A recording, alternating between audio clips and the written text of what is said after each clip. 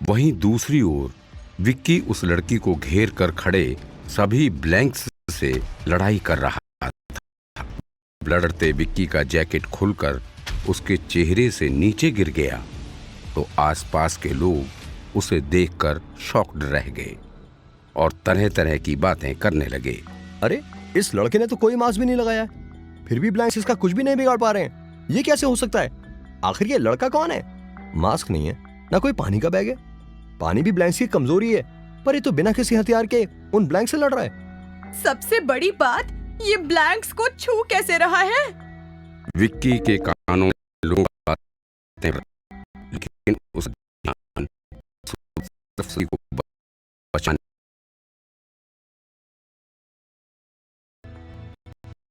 चाहते हुए लोगों से कहा, ये वक्त बातें करने का है। अभी तक कोई लड़की दूसरा मास्क लेकर नहीं आया। प्लीज गो, जल्दी से मास्क लेकर आओ। इन साथ बढ़ती जा रही है, ऐसे में उस लड़की को मुश्किल हो रहा है। एक बार मास्क पहन ले, फिर मैं आराम को दारे दिखा दूंगा। इसलिए अभी जल्दी जाओ और मास्क लेकर आओ, जाओ। विक्की की बात सुनकर एक आदमी चिल्लाते हुए बोला, मैं अभी लेकर आया। वो आदमी स्टोर की तरफ भागा। उस आदमी ने देखा कि उसके सामने से कुछ लोग भागते हुए आ रहे हैं। उनके हाथ में उसने कहा, आज ले, इस वक्त नहीं पड़ेगी। एक बहादुर लड़का उन कमीजों से लड़ रहा है, वो उन सबको कपड़ों की तरह धो रहा है। ये क्या कह रहे हो तुम? ऐसा कैसे हो सकता है? क्या वो लड़का उनका शिकार है? कौन है वो लड़का? नहीं, उनके कब्जे में तो एक लड़की आई थी, मैं उसी के लिए मास्क लेने आया हूँ। और वो लड़का कौन है, कहां से आया है, कुछ नहीं पता। कौन है ये लड़का? हमें जल्दी जाकर देखना होगा। वो लोग भागते हुए उस जगह पहुंच गए जहां विक्की ब्लैंक्स की धुलाई कर रहा था। विक्की को बिना मास्क और किसी हथियार के लड़ते हुए देख उन लोगों ने शॉक्ड होते हुए कहा, ये कैसे पॉसिबल है? जैनी और विक्की उन ब्लैंक्स से लड़ तो रहे थे, पर हर एक ब्लैंक की मौत के साथ 10 ब्लैंक्स और आ जाते थे। उन लोगों से लड़ते लड़ते अब जैनी के वाटर गन के टैंक का पानी भी खत्म हो चुका था, जिसे देखकर उसने कहा, शिट, लगता है अब मुझे वल्लभ चिट्टा को ही बुलाना पड़ेगा। जैनी उसके वाटर गन छोड़कर एक पेड़ की तरफ भागी और उसके पीछे छिपकर उसने पॉकेट से एक वॉकी टॉकी जैसा डिवाइस निकाला। ये स्पेशल डिवाइस वो लोग इसलिए यूज करते थे कि ब्लैंक्स उन लोगों की हो रही बातों को ट्रैक ना कर पाए। जैनी ने उस डिवाइस में मौजूद एक बटन प्रेस किया और बोली, hello hello, Vallabh Chitta, Jenny this side, are you there? जब जैनी ने वल्लभ चिट्टा को उस डिवाइस की मदद से कांटेक्ट करने की कोशिश की, तब वल्लभ चिट्टा पूजा कर रहे थे। उन्होंने जैसे ही उस डिवाइस में जैनी की आवाज सुनी, उन्होंने जैनी की आवाज में घबराहट भांप ली और तुरंत भागते हुए अपने डिवाइस के पास आए। हेलो, हाँ जैनी, बोलो, क्या बात है, क्या हुआ? वल्लभ चिट्टा, वही हुआ जो रोज होता है। ब्लैंक्स ने हमला किया है और उनके कब्जे में एक लड़की आ गई। क्या क्या उन्होंने उसका चेहरा ले लिया?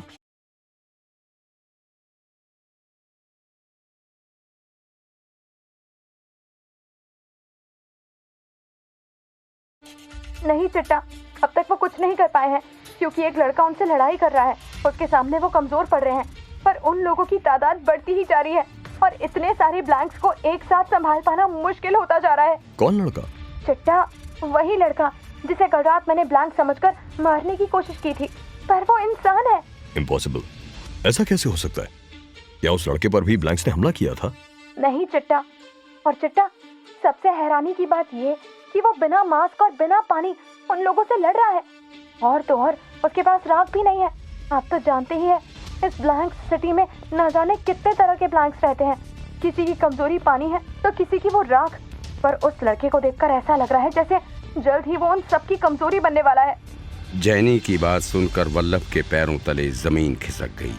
उसने मुड़कर उस मूर्ति की तरफ देखा और चौंकते हुए कहा, चमत्कार, ये एक चमत्कार है। ब्लैंक्स का मुकाबला कोई नहीं कर सकता। पर ये कौन लड़का है जो उन ब्लैंक से बिना किसी हथियार के लड़ रहा है? वल्लभ और जैनी बात कर ही रहे थे कि अचानक उनका कॉल डिस्कनेक्ट होने लगा। चिट्टा, आपकी आवाज क्लियर नहीं आ रही है। जेनी की बात का जवाब देते हुए वल्लभ चिट्टा ने बस यही कहा, तुम्हें अब एक ब्लैक हंटर होने का फर्ज निभाना चाहिए। जाओ तुम उस लड़की की मदद करो। जेनी वल्लभ चिट्टा की बात पर हामी भरते हुए विक्की की मदद करने चली गई, लेकिन वल्लभ का मन अब बेचैन हो उठा था।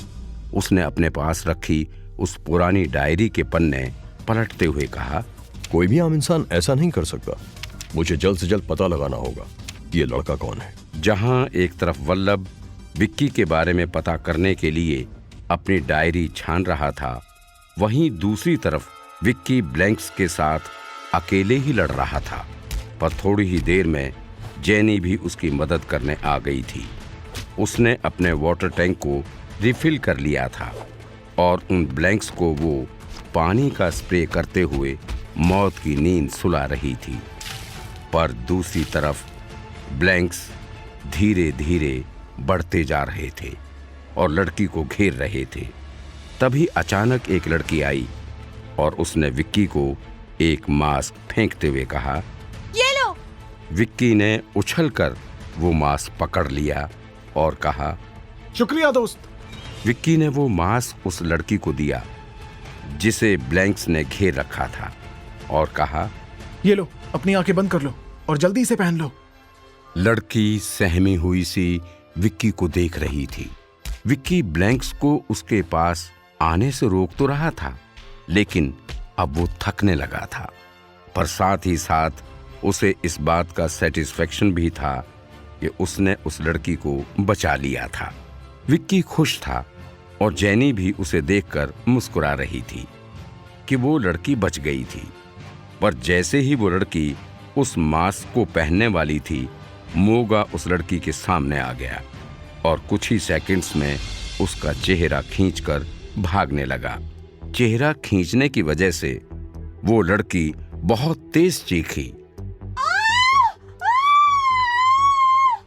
विक्की और जेनी को वो मंजर देखकर अपनी आंखों पर विश्वास नहीं हुआ। वो दोनों शॉक्ड होते हुए बोले, नहीं। You bloody blank! मोगा उस लड़की के चेहरे को लेकर भाग ही रहा था कि विक्की उसके पीछे दौड़ा और उसने मोगा को पकड़ लिया। पर विक्की के उस चेहरे को लेने से पहले ही मोगा ने चेहरा चैंपियन की तरफ फेंक दिया और चैंपियन उस चेहरे को लेकर भाग गया। उसी वक्त जेनी ने उसके वाटर गन से मोगा को मार दिया और विक्की चैंपियन के पीछे उस लड़की का चेहरा लेने के लिए भागा। क्या विक्की चैंपियन को पकड़ पाएगा? क्या वो उस लड़की का चेहरा वापस लेकर आने में कामयाब होगा? जानने के लिए सुने कुकू एफएम की ये सीरीज।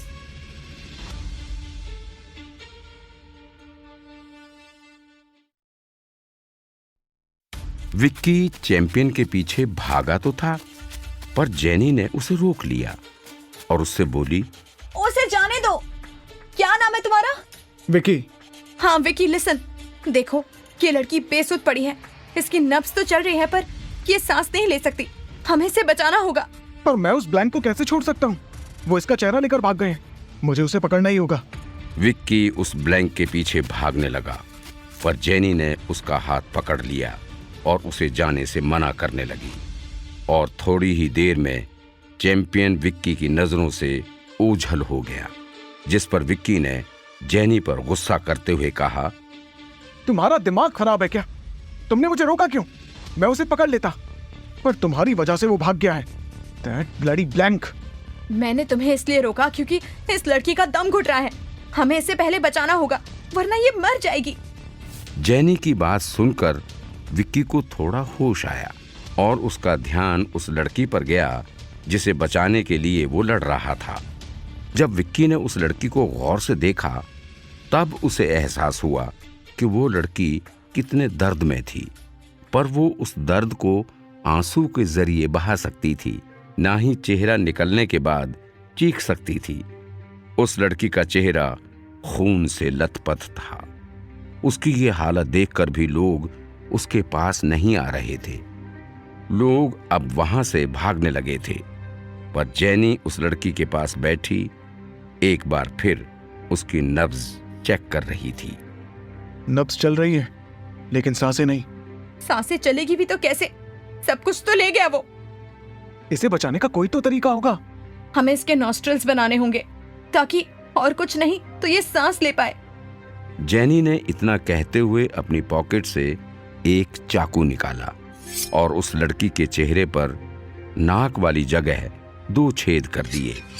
उसे ऐसा करते देख विक्की ने पूछा, तुम ये सब इतने कॉन्फिडेंस के साथ कैसे कर सकती हो? अब आदत हो गई है, यहाँ ये सब रोज होता है।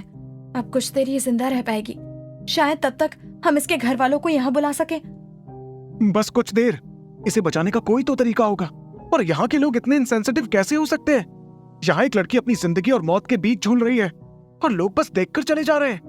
कोई इमोशन ही नहीं है यार। तुम लोग इंसान हो या जानवर? विक्की की बातों ने जेनी के घावों पर नमक छिड़कने का काम किया था, जिसके कारण जेनी गुस्सा होते हुए बोली, इंसानियत का लेक्चर तुम हम लोगों को मत दो। यहाँ आए दिन हम लोग अपने किसी साथी को मरते हुए देखते हैं और चाहकर भी हम में से कोई भी उसकी जान नहीं बचा पाता। हर सेकंड हम लोग खौफ में जीते हैं। और तो और अब हम ये इसका भी विश्वास नहीं कर सकते कि हम जिसके साथ बैठे हैं वो एक इंसान ही है या कोई ब्लैंक। बताओ, हर पल शक करने पर मजबूर हम कैसे किसी पर विश्वास कर ले? और क्यों ना अपनी जान जाने के बारे में सबसे पहले सोचे। तुम कोई नहीं होते हम लोगों को इंसानियत पर लेक्चर देने वाले। विक्की जेनी की बात सुनकर बुत जैसा खड़ा रहा और उसे इस बात का एहसास हुआ कि शायद उसने कुछ ऐसा बोल दिया है जो उसे बोलने का हक नहीं था। इसलिए उसने जेनी से कहा, I'm really sorry. I think मुझे ऐसा बिल्कुल भी नहीं कहना चाहिए था। और जब तक तुम मुझे यहाँ की एक्चुअल प्रॉब्लम बताओगी नहीं तो मैं समझूंगा कैसे? विक्की की बात सुनकर जेनी ने एक गहरी सांस छोड़ी और कहा, देखो विकी, हम यहाँ पहले ही बहुत परेशान हैं। यहाँ ब्लैंक्स हम इंसानों पर बहुत जुल्म करते हैं। ना हम दिन में चैन से जाग पाते हैं और ना ही रात में चैन से सो पाते हैं। ऐसा क्यों? जेनी, राइट, ऐसा क्यों जेनी? अभी तुम सिर्फ इतना समझ लो। वैसे तो इस शहर में बहुत सारे तरह तरह के ब्लैंक्स रहते हैं, पर 2 तरीके के मेन हैं। पहले मॉर्निंग कैचर, जिनकी कमजोरी पानी है, और दूसरे नाइट राइडर्स, जो मरे हुए मॉर्निंग कैचर्स की राख और उस राख से जलती आग से डरते हैं। I see. जेनी ने जब विक्की को ब्लैंक्स के बारे में बता दिया तब उसके दिमाग में एक और बात आई और उसने विक्की से हैरान होकर पूछा, वैसे विक्की, मुझे एक बात बताओ कि तुम कैसे बिना किसी हथियार और बिना मास्क पहने उन ब्लैंक्स से लड़ लिए? I mean, तुम किसी तरह के ब्लैंक हंटर हो? जेनी के ब्लैंक हंटर कहते ही विक्की ने सोचा कि वो खुद को ब्लैंक हंटर बताकर ही सबको खुद से इंट्रोड्यूस करेगा, जिससे सबको उस पर विश्वास हो जाए और वो अपने मकसद में आसानी से कामयाब हो जाए। इसलिए उसने कहा, ब्लैंक हंटर? ओह हाँ, एक्चुअली मुझे एग्जैक्टली नहीं पता था कि मैं किस तरह का ब्लैंक हंटर हूँ। मैं खुद फिगर आउट कर रहा हूँ इसे अभी। अच्छा। विक्की और जेनी बात कर रहे थे, तभी एम्बुलेंस वहां आ गई और वो उस लड़की की बॉडी को हॉस्पिटल ले गए, जिसे देखकर जेनी बोली, अब इस लड़की के जीने का भी कोई मतलब नहीं है। वो ब्लैंक अब इस लड़की का चेहरा ले लेगा और धीरे धीरे पूरी तरह ये लड़की बन जाएगा। इस लड़की से वो उसकी मेमोरी, उसकी आइडेंटिटी सब छीन लेगा। I surely hate them blanks. बस एक दिन ये सब खत्म हो जाए। मैं सीरियसली उस दिन का वेट कर रही हूँ। Everything will be fine. So don't worry, Jenny. चलो, अब कैफे चलते हैं। Yep. एक तरफ जेनी और विक्की कैफे की ओर चले गए, वहीं दूसरी ओर चैंपियन भागते हुए राका के पास पहुंच गया था। उसके हाथ में चेहरा देखकर राका ने पूछा, क्या हुआ चैंपियन, आज चेहरा हाथ में लेकर आए हो? इसे लगाओ ना, उसके बाद ही तो इस कमीने इंसान की सारी शक्ति, सारी मेमोरी तुम में आएगी और फिर तुम पूरी तरह से इंसान के रूप में बदलकर इंसानों के बीच रह पाओगे। वैसे मैंने तुमसे कितनी बार कहा है कि अब तुम और भी पार्ट्स पर फोकस करो। दिल, दिमाग, सिर्फ चेहरे से ज्यादा दिन तक काम नहीं चलेगा। राका बॉस, आज ये चेहरा तो क्या, खुद का चेहरा बच गया वही बहुत है। आप जानते हैं बाजार में क्या हुआ क्या होगा? वही जाहिल इंसानों की टुकड़ी तुम लोगों से लड़ी होगी, पर देखो ना, कामयाब हुई ना। पता नहीं क्यों ये लोग बेवजह लड़ते हैं। वो बुढ़ा भी वही होगा। नहीं राका बॉस, आज कोई टुकड़ी नहीं आई थी। आज एक लड़के ने हमारे साथियों को बुरी तरह मारा, और उसके साथ वो लड़की भी थी, जैनी। क्या? कौन लड़का? पता नहीं कौन है, शहर में पहली बार देखा है। बड़ी मुश्किल से मैं उससे अपनी जान बचाकर भागा हूं। जानते हैं, वो हमें छू सकता है।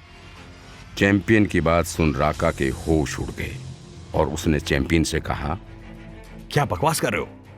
बकवास नहीं बॉस, ये सब सच है। ठीक है, तो तुम एक काम करो, उस नए लड़के के बारे में सब कुछ पता करो। मुझे उसके बारे में छोटी से छोटी इंफॉर्मेशन चाहिए, समझे? Yes boss. तो अब खड़े क्या हो, जाओ यहां से। और हां, याद रहे, जब तक ये बात कंफर्म नहीं हो जाती तब तक किसी को भी ये बात पता ना चले। Yes boss.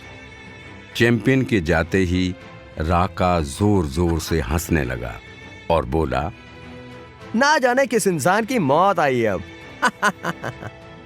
जेनी विक्की के साथ कैफे पहुंची और जेनी ने जैसे ही कैफे के अंदर कदम रखा तो उसने देखा कि वहां वल्लभ चिट्टा पहले से ही मौजूद थे। वल्लभ चिट्टा, आप यहाँ? ये तो आपकी पूजा का वक्त है। मैं जानता था तुम लोग यहीं आने वाले हो। वो लड़का कहाँ है? जेनी ने वल्लभ के सवाल पर पीछे मुड़कर देखा। तभी विक्की चलकर जेनी के पास आकर खड़ा हो गया। विक्की को देखकर वल्लभ ने जेनी से पूछा, क्या यही वो लड़का है? देखने में तो बिल्कुल मामूली सा दिखता है।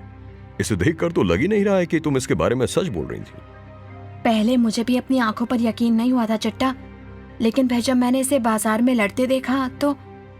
जेनी अपनी बात पूरी भी नहीं कर पाई थी कि वल्लभ ने उसे बीच में रोक दिया और कहा, जेनी, कैफे से सब लोगों को जाने के लिए बोलो, यहाँ कोई ना रहे। मैं इस लड़के से बात करना चाहता हूँ। हम बिना जाने परखे इस पर भरोसा नहीं कर सकते। जब सब लोग चले गए तो वल्लभ चिट्टा विक्की से सवाल जवाब करने लगे और बहुत से सवाल पूछते पूछते वो उससे मास्क के बारे में पूछने लगे। तुमने मास्क क्यों नहीं पहना है? क्योंकि मुझे नहीं पता था कि यहाँ मास्क पहनना कंपलसरी है। जरूरी है मास्क पहनना। नहीं पहनोगे तो शायद तुम्हारी जान को ज्यादा खतरा हो। वल्लभ चिट्टा ने जेनी से कहा, जाओ इसे मास्क ला कर दो। जेनी मास्क लेने जाने लगी। तभी वल्लभ चिट्टा ने विक्की से कहा, जैसा कि तुमने बताया कि तुम्हारे शूज और ग्लव्स एंटी ब्लैंक हैं, यानी कि तुम उन ब्लैंक्स को छूकर मार सकते हो, पर फिर भी मैं कहूंगा कि मास्क पहन लो। तुम्हारी ही भलाई है इसमें। तुम्हारी पूरी बातें सुनने के बाद मैं तुम पर तो भरोसा कर सकता हूं, पर उन ब्लैंक्स पर नहीं। न जाने अब कौन सी विद्या हासिल करने में लगा होगा वो अंगारा, इंसानों को मारने के लिए। वल्लभ चिट्टा की बात सुनकर विक्की ने जेनी को रोकते हुए कहा, मास्क लाने की कोई जरूरत नहीं है, मेरे पास मेरा मास्क है। ऐसा कहते ही विक्की अपने बैग की तरफ गया और उसने अपने बैग की चैन खोलकर एक मास्क निकाला। उस मास्क को देखकर वल्लभ चिट्टा हैरान रह गए और उन्होंने विक्की से पूछा, ये मास्क तुम्हारे पास कैसे आया? आखिर क्या था उस मास्क में ऐसा और वो मास्क विक्की के पास क्या कर रहा था? जानने के लिए सुनिए कुकू एफएम की ये सीरीज।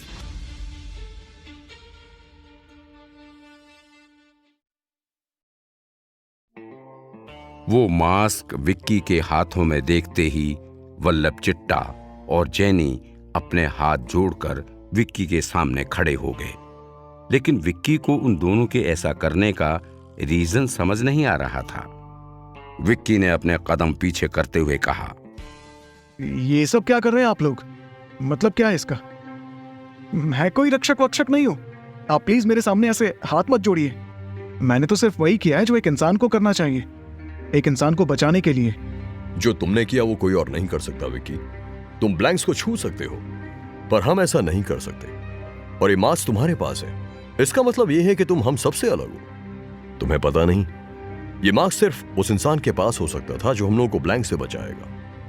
आज से सालों पहले इस मास्क को पहनकर एक मसीहा ने इंसानों को ब्लैंक से बचाया था, और आज वही मास्क तुम्हारे पास है। इसका मतलब तुम हो हमारे रक्षक विक्की। विक्की को कुछ समझ नहीं आ रहा था कि कैसे वो इंसानों का रक्षक हो सकता था। उसने वल्लभ चिट्टा से कहा, पर मैं कैसे एक रक्षक हो सकता हूँ? ये मास्क मेरा नहीं है। विक्की आगे कुछ कहता, इसके पहले ही वल्लभ चिट्टा ने कहा, मुझे पता है कि ये मास्क तुम्हारा नहीं है, क्योंकि ये मास्क इंसानों के रक्षक का है, पर इससे कोई फर्क नहीं पड़ता विकी, क्योंकि इस मास्क ने तुम्हें पहले ही चुन लिया है। फिर वही बात। हाँ, मैं उन ब्लैंक्स को छू सकता हूँ, लेकिन इसका मतलब ये नहीं है कि मैं कोई रखवाला हूँ। देखो, ये सब फिल्मी बातें। मैं यहाँ अपने काम से कुछ ढूंढने आया हूँ, लेकिन जब से आया हूँ ना, तब से ना जाने क्या क्या हो रहा है मेरे साथ। कल रात भी लड़ाई की, सुबह उठकर भी लड़ाई की। मेरी वजह से बेचारे रॉबिन को भी इस मनहूस जगह आना पड़ा। विक्की की जुबान पर जैसे ही रॉबिन का नाम आया, वो चौंक उठा और उसने कहा, रॉबिन? मैं तो भूल ही गया। रॉबिन कहाँ है? रॉबिन! रॉबिन! क्या हुआ विक्की? मेरा डॉग रॉबिन नहीं है, वो मेरे साथ ही था। तुमने देखा था ना? नहीं, मैंने तो नहीं देखा। जब मैं सुबह बाहर आई थी, बस तुम वहाँ थे, कोई कुत्ता नहीं था। वो कुत्ता नहीं, मेरा भाई है, उसका नाम रॉबिन है। विक्की रॉबिन को कैफे में इधर उधर ढूंढने लगा। विक्की की बात सुन जेनी ने अजीब से एक्सप्रेशन के साथ वल्लभ को देखा और धीमी आवाज में कहा, आर यू श्योर चिट्टा? यही हमारा रक्षक है? ये एक कुत्ते का भाई है। अपने साथ दुनिया के सबसे वफादार जानवर को रखना एक रक्षक, राजा और सिपाही की क्वालिटी होती है। उनकी ऑब्जर्वेशन इंसानों से अच्छी होती है।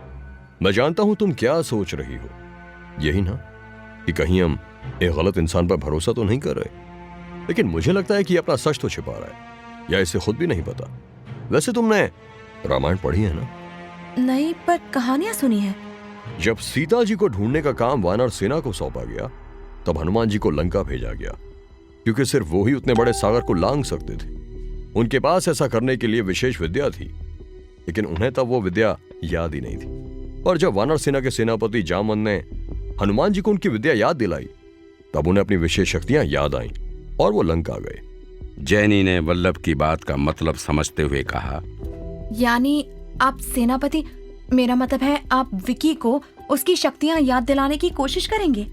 उम्मीद करता हूं ऐसी जरूरत ना पड़े, लेकिन अगर ऐसा करना पड़ा तो मैं पीछे नहीं हटूंगा, चाहे फिर इसके लिए मुझे मेरी जान ही क्यों ना देनी पड़े।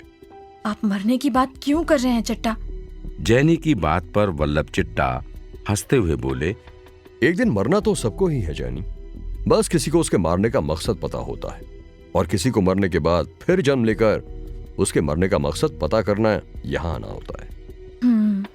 वल्लभ चिट्टा की बातें जेनी के सिर के ऊपर से गई थीं, इसलिए उसने सिर्फ उसकी मुंडी हां में ऊपर नीचे हिला दी, और तभी वहां विक्की दौड़ता हुआ आया और परेशान होते हुए बोला, रॉबिन कैफे और यहाँ आसपास कहीं भी नहीं है। मुझे याद है वो सुबह मेरे साथ था। पता नहीं तुम्हें क्यों याद नहीं आ रहा है जेनी, पर याद करो, हम तीनों साथ में ही कैफे के अंदर आ रहे थे, और तभी हमें उस लड़की के चिल्लाने की आवाज आई थी। अरे हाँ, यू आर राइट, मैं कैसे भूल सकती हूँ? इसका मतलब कि वो हमारे साथ हमारे पीछे आया होगा। उसे मार्केट में ढूंढना चाहिए। ठीक है, मैं जाता हूँ।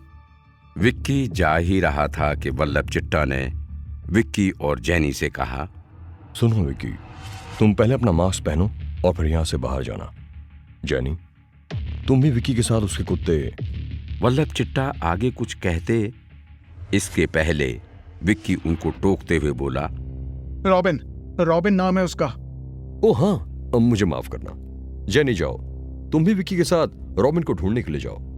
वल्लभ चिट्टा की बात सुनकर जेनी मुंह बनाते हुए बोली, ठीक है वल्लभ चिट्टा, आप कह रहे हैं इसलिए चली जाती हूँ। विक्की और जेनी अपने अपने मास्क पहने सड़क पर रॉबिन को ढूंढते हुए आवाज लगा रहे थे। रॉबिन, बड़ी कहाँ हो तुम? रॉबिन! तुम्हारा भाई तुम्हें बुला रहा है रॉबिन, तरस खाओ इस पर और मिल जाओ इसे। जेनी का कहा सुनकर विक्की ठिठक कर बोला। Don't be funny. विक्की को इस तरह परेशान हुआ देख जेनी ने कहा, ओके ओके, रॉबिन, रॉबिन, कहाँ हो तुम? काफी देर तक रॉबिन को सड़क पर ढूंढने के बाद फाइनली एक गली में विक्की को रॉबिन दिख गया, और वो खुशी से दौड़ता हुआ रॉबिन को पुकारता हुआ उसके पास गया। रॉबिन, ओ माय बॉय, कहाँ थे तुम? डरा ही दिया था तुमने तो मुझे।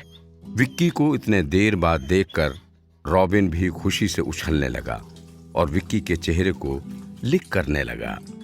उन दोनों को इस कदर प्यार लुटाते देख जेनी मुंह बनाते हुए मन ही मन बोली, ये विकी कहीं पागल वागल तो नहीं है ना? तभी विक्की ने जेनी से कहा। क्या तुमने फिर कुछ कमेंट पास किया? विक्की की इस बात पर जेनी शॉक्ड होते हुए बोली, नहीं तो, मैंने तो कुछ नहीं बोला। जेनी को इस तरह बोलते हुए देखकर विक्की हंसते हुए बोला, ठीक है ठीक है। जब विक्की, जेनी और रॉबिन वापस कैफे की तरफ जा रहे थे तब विक्की ने जेनी से कहा, जेनी, देखो प्लीज तुम वल्लभ चिट्टा की बातों को सीरियसली मत लेना, क्योंकि मुझे नहीं लगता कि मैं एक रक्षक हूं। मैं तो यहाँ सिर्फ अपने काम के सिलसिले में आया हूँ। और वो काम क्या है? जेनी ने जैसे ही विक्की से ये सवाल पूछा तो वो पहले तो चुप हो गया, फिर बोला, सही समय आने पर बता दूंगा तुम्हें। जेनी विक्की को सिर्फ एक टक देखती रह गई। फिर उसने विक्की से कहा, देखो विकी, अगर वल्लभ चिट्टा ने तुम्हें कुछ कहा है तो सही ही कहा होगा। तुम्हें उनकी बात को पॉजिटिवली लेना चाहिए विकी। तुम नहीं समझोगी जेनी कि मैं ऐसा क्यों बोल रहा हूँ, सो रहने दो।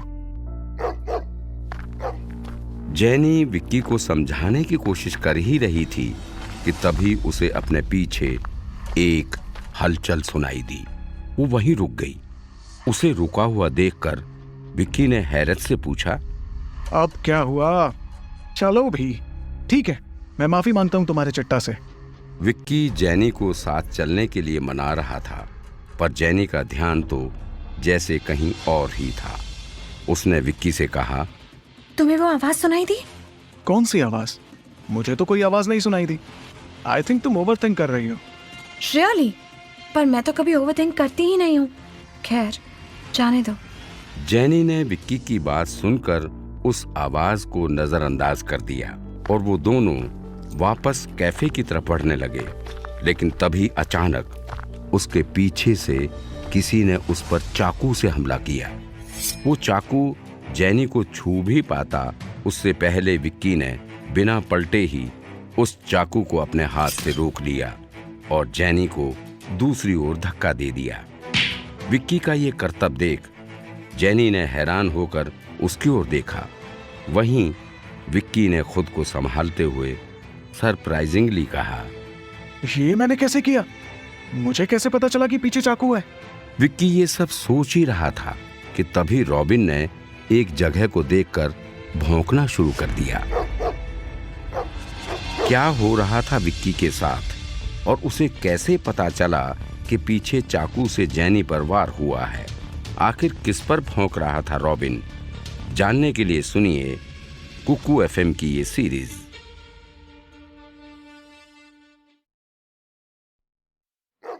विक्की रॉबिन के पीछे दौड़ते हुए गया जहां वो किसी पर भौंक रहा था और विक्की के पीछे जेनी भी दौड़कर वहां गई। जब वो दोनों उस कोने में पहुंचे और वहां देखा कि आखिर रॉबिन किस पर उस तरह भौंक रहा था तो वो शॉक्ड रह गए। वहां एक ब्लैंक था जिसने उस लड़की का चेहरा लगाया हुआ था जिसको विक्की और जेनी ने थोड़ी देर पहले ही बचाने की एक नाकामयाब कोशिश की थी। लड़की का चेहरा चुराने वाले ब्लैंक को अपने सामने देखकर विक्की और जेनी हैरान थे। विक्की ने सबसे पहले रॉबिन को उस ब्लैंक से दूर किया और जैसे ही विक्की और जेनी उस ब्लैंक की तरफ बढ़े वैसे ही वो ब्लैंक वहां से भागने लगा। उसके पीछे जेनी और विक्की भी भागने लगे। भागते भागते विक्की ने रॉबिन से कहा, रॉबिन, कम हियर। दौड़ते दौड़ते जेनी ने विक्की से कहा, कितना अजीब है, ये ब्लैंक जिंदा कैसे हो सकता है? इसे तो मैंने मार दिया था। लगता है उस लड़की का चेहरा ब्लैंक के ऊपर लगाया गया जेनी। या ये भी हो सकता है कि ये लोग शायद मरकर भी जिंदा हो सकते हैं। जेनी, मुझे लगता है कि अब इस ब्लैंक को पकड़ने का वक्त आ गया है। एक और जेनी विक्की की सारी बातें सुन तो रही थी पर उसके मन में अभी भी डाउट्स थे कि उसे विक्की पर पूरा भरोसा करना चाहिए या नहीं।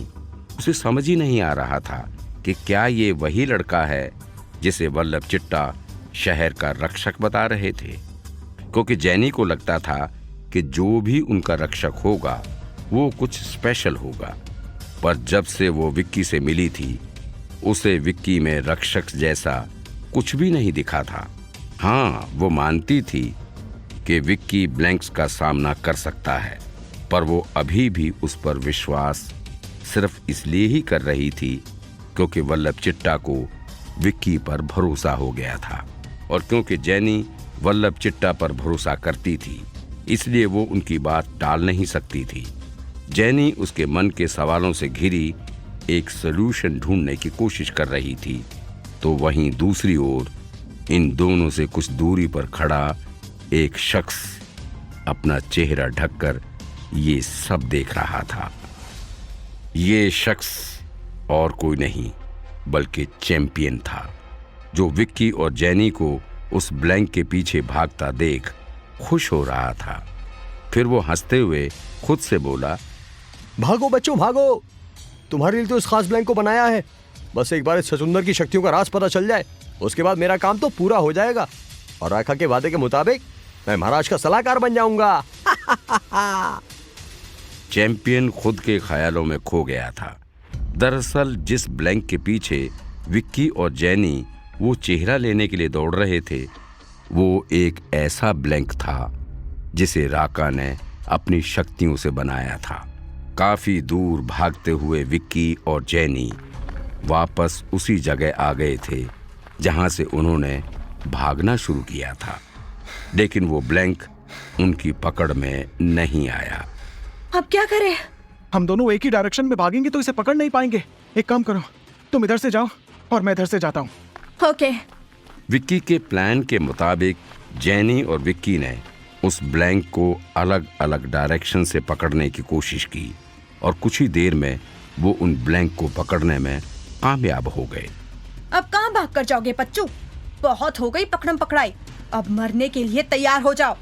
जेनी धीरे धीरे उस ब्लैंक की तरफ बढ़ने लगी और उसने पॉकेट से एक छोटी वाटर गन निकालकर उस ब्लैंक के सामने तान दी, जिसे देखकर वो ब्लैंक बिना कोई एक्सप्रेशन दिए खड़ा रहा। जैसे ही जेनी गन का ट्रिगर दबाने वाली थी, विक्की ने उसे रोक लिया और बोला, जस्ट अ सेकंड जेनी, इस ब्लैंक को मत मारो। पर क्यों विक्की? क्या तुम्हें नहीं पता कि इस ब्लैंक ने उस लड़की का चेहरा लगा रखा है? जरूर उसे उस ब्लैंक के बारे में पता होगा जो उस लड़की का चेहरा लगाकर भागा था। हमें उस तक पहुंचना होगा विक्की। पर जेनी, तुम इसे मारकर यूं भी तो उस ब्लैंक का पता नहीं लगा पाओगी। I have a plan. क्या? हम इस ब्लैंक को मार देंगे और उस लड़की का चेहरा वापस ले लेंगे, जिससे होगा ये कि जब इसकी ब्लैंक की मौत की खबर इसके दोस्त तक पहुंचेगी तो वो गुस्से से आग बबूला होकर हमसे बदला लेने आएगा। पर जब वो आएगा तब हम उसे एक ट्रैप में फंसा लेंगे। तुम्हारा प्लान अच्छा है जेनी, बट एक बार बस तुम मेरा प्लान भी सुन लो, हो सकता है तुम्हें पसंद आ जाए। ठीक है, जल्दी बोलो। विक्की कुछ बोलने ही वाला था कि अचानक वो स्टक हो गया। उसे देखकर ऐसा लग रहा था जैसे किसी ने उसे स्टॉप कर दिया हो। जब जेनी ने विक्की को उस हाल में देखा तो उसने हैरान होते हुए विक्की को पुकारा, विक्की, क्या है तुम्हारा प्लान? विक्की, बोलो। जेनी ने विक्की को बहुत बार आवाज लगाई, पर विक्की ने कोई जवाब नहीं दिया। तो परेशान होकर उसने विक्की का कंधा झकोर कर उससे कहा, विक्की, विक्की। विक्की एक गहरी सांस लेकर दोबारा हरकत में आ गया। उसे देखकर ऐसा लग रहा था कि थोड़ी देर के लिए उसके शरीर में से जान ही निकल गई हो। विक्की ने घबराते हुए कहा, क्या हुआ जेनी? मुझे नहीं, तुम्हें क्या हुआ था विक्की? तुम बोलते बोलते कहीं खो गए थे। पता नहीं तुम्हें क्या हो गया था। अब कितना और वेट करूं? Just say it. वेट। अरे, द प्लान। जेनी के याद दिलाने पर विक्की सरप्राइज्ड होते हुए बोला, हाँ, द प्लान। विक्की ने अचानक अपनी टोन को बहुत सीरियस करके जेनी से कहा, जेनी, मुझे लगता है कि यह ब्लैंक कोई आम ब्लैंक नहीं है। इसे खास तैयार किया गया है हम एक ट्रैप में फंसाने के लिए। सो मैं ये कहना चाहता हूँ कि हम इस ब्लैंक को पकड़कर इसे उनकी इंफॉर्मेशन निकलवाने के लिए यूज करें, तो क्या कहती हो? बुलशिट, निहायत ही घटिया प्लान है तुम्हारा। तुम्हें पता है ना कि हम इन ब्लैंक्स पर बिल्कुल भी भरोसा नहीं कर सकते। हाँ, आई कैन अंडरस्टैंड, बट एक बार चांस लेने में क्या प्रॉब्लम है? प्रॉब्लम है विक्की। अच्छा ठीक है, हम इसे अपने दुश्मनों के पास नहीं भेजेंगे, पर इसे कैद करके तो रख सकते हैं ना। एंड इसे कैद करके रखने की रिस्पॉन्सिबिलिटी मेरी। जेनी ने विक्की की बात ध्यान से सुनी और कहा, ठीक है, अगर ऐसा है तो हम इसे नहीं मारेंगे। विक्की ने मुस्कुराते हुए जेनी को देखा और फिर भागकर एक मुक्का उस ब्लैंक के पेट में मार दिया। जेनी विक्की के मूव से हैरान थी, लेकिन वो ये नहीं जानती थी कि विक्की ऐसा सिर्फ उसे रिझाने के लिए कर रहा है। विक्की के 2 मुक्कों में ही वो ब्लैंक जमीन पर आ गिरा था। ये हुई ना बात। वाह विक्की, आखिर तुमने बता ही दिया कि तुम कितने अच्छे फाइटर हो। चलो बच्चों, अब ये चेहरा दे दो। विक्की ने जमीन पर पड़े ब्लैंक के फेस से उस लड़की का चेहरा खींचा और जेनी की तरफ मुड़ा। Mission accomplished comrade. Vicky, jenny और रॉबिन एक साथ मिलकर अपनी जीत के लिए चीयर्स कर रहे थे कि अचानक पीछे से उस ब्लैंक ने विक्की का पैर पकड़ा और विक्की जमीन पर गिर गया। जमीन पर झटके से गिरने की वजह से विक्की का मास्क भी गिर गया। इस मौके का फायदा उठाकर वो ब्लैंक विक्की को निगलने के लिए उसके ऊपर आ ही रहा था कि जेनी ने उसकी वाटर गन निकाली और उस ब्लैंक के ऊपर स्प्रे कर दिया और कुछ ही सेकंड्स के अंदर वो ब्लैंक पिघलकर खत्म हो गया। विक्की शॉक्ड होकर उठा और अपना मास्क पहनते हुए बोला, well done blank Hunter. Told you, in blanks के ऊपर भरोसा करना सही नहीं है। आई अपोलोजाइज्ड। विक्की के ऐसा कहते ही जेनी जोर जोर से हंसने लगी और बोली, चलो अब कैफे वापस चलते हैं। और वो तीनों कैफे लौट गए, पर चैंपियन अभी भी उन तीनों को छिपकर देख रहा था। क्या चल रहा था चैंपियन के दिमाग में, क्या करने वाला था वो आगे, जानने के लिए सुने कुकू एफएम की ये सीरीज।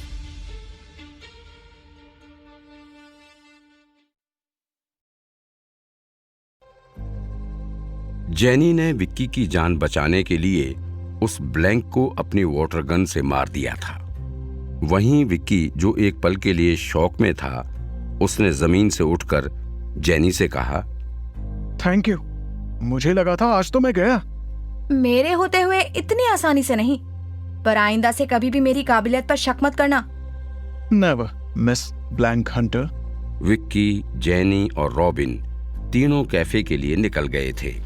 तभी रास्ते में जेनी को कुछ याद आया और उसने क्यूरियस होते हुए विक्की से पूछा, विक्की, वैसे तुम मुझे एक बात बताओ। हाँ, कौन सी बात? जब तुम मुझे अपना प्लान बता रहे थे, तब तुम्हें हो क्या गया था? तुम्हें देखकर ऐसा लग रहा था जैसे तुम्हें किसी ने स्टैच्यू कर दिया हो। कितनी आवाज दी मैंने तुम्हें, फिर भी तुमने कोई आंसर नहीं दिया। जब मैंने तुम्हें कंधों से झंझोर दिया, तब जाकर तुम्हें होश आया। जेनी का सवाल सुनकर विक्की खुद हैरान था। वो बड़बड़ाते हुए अपने आप से बोला, मैं क्या बताऊं मुझे क्या हुआ था। मुझे खुद समझ नहीं आ रहा कि मेरे साथ क्या हो रहा है। कभी मैं फाइट कर रहा हूं, कभी मैं खड़े खड़े कहीं अपने दिमाग में ही गुम हो जाता हूं। पता नहीं क्या हो रहा है मेरे साथ। हो ना हो, जब से मैं इस मनहूस से शहर में आया हूं, तब से ही मेरे साथ ये सब कुछ होना शुरू हुआ है। विक्की खुद से धीमी आवाज में बात कर रहा था, पर जेनी को विक्की की कोई बात समझ नहीं आ रही थी। इसलिए जेनी ने विक्की को टोकते हुए कहा, क्या क्या कह रहे हो तुम? मैं क्या कह रहा हूँ? कुछ भी तो नहीं। मैं तो बस ये कह रहा था कि जल्दी तुम्हारे कैफे चलते हैं, वहां से वल्लभ चिट्टा की गाड़ी लेकर हॉस्पिटल जाते हैं और उस लड़की का चेहरा उसे वापस दे आते हैं। हाँ, पर मुझे पहले पता करना होगा। क्या पता करना होगा? देखो, जहाँ तक मेरी समझ है, एक बार चेहरा उतर जाने के बाद चेहरे को वापस लगाना इतना आसान नहीं होता। इसके लिए एक स्पेशलिस्ट की जरूरत होती है। ओ हाँ, सही कहा। तो चलो स्पेशलिस्ट के पास चलते हैं। जहां एक तरफ विक्की और जेनी उस लड़की के चेहरे को वापस लगाने की कोशिश में जुट गए थे, वहीं दूसरी ओर उन्हें छिपकर देख रहा चैंपियन अब तक कंफ्यूजन में था। वो बहुत सीरियस होकर विक्की के बारे में सोचते हुए बोला, आखिर इस लड़के का राज क्या है? इसने कल रात मुझ पर हमला किया था, लेकिन आज इसने हमारे ब्लैंक से मार खा ली। कहीं ये बस एक मामूली इंसान तो नहीं? पर अगर ऐसा होता तो आज सुबह ये सब ब्लैंक्स को कैसे मार पा रहा था? मुझे तो कुछ भी समझ नहीं आ रहा है। लगता है मुझे अब जल्दी से जल्दी राका के पास जाना होगा। अब राका बॉस से बात करके कोई हल निकलेगा। चैंपियन दौड़ता हुआ राका के पास आया और उससे कहने लगा, राका बॉस, राका बॉस। अब क्या फतह पड़ी? तुम एक दिन मुझे महाराज से पनिशमेंट दिलवा कर ही रहोगे। तुम्हें पता है ना, ये महाराज के रेस्ट का टाइम है, इडियट। पर मैं क्या करूं राका बॉस, बात ही कुछ ऐसी है। भौंको, पर धीरे से। तुम्हारी आवाज महाराज के कानों तक नहीं पहुंचनी चाहिए। Yes boss. बॉस, आपने जिस काम के लिए मुझे भेजा था वो हो गया है। पर क्या चैंपियन? बॉस, मेरा विश्वास कीजिए, कल रात को उस लड़के ने मुझे मारा था, पर आज जब हमने उसके लिए वो ब्लैंक बनाकर भेजा तो वो उससे लड़ ही नहीं पाया। ओहो, घुमा घुमा कर बातें क्यों कर रहे हो? सीधे पॉइंट पर आओ। बॉस, मुझे समझ नहीं आ रहा कि अगर उस लड़के ने मुझे कल मारा था और जब वो सुबह ब्लैंक्स को भी मार रहा था तो हमारे भेजे हुए ब्लैंक से क्यों नहीं लड़ पाया? तो तुम्हें डर है कि कहीं तुम्हारा शक गलत तो नहीं?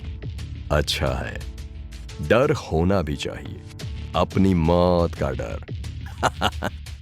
पर बॉस, उसने मुझ पर कल हमला किया था। और वो सब छोड़ो और मुझे बताओ कि हमारा भेजा हुआ ब्लैंक इस वक्त कहां है? बॉस, उसे तो उस लड़के के साथ जो लड़की थी जेनी, उसने मार दिया। और तो और वो चेहरा भी ले गए। मैं उनसे चेहरा लेकर भागने में कामयाब नहीं हो पाया। कोई बात नहीं, वो अपने साथ चेहरा नहीं, तबाही ले गए। बहुत जल्दी से वो इस चीज का एक बड़ा खामियाजा भुगतने वाले हैं। तुम उन पर बस नजर रखो। Yes boss.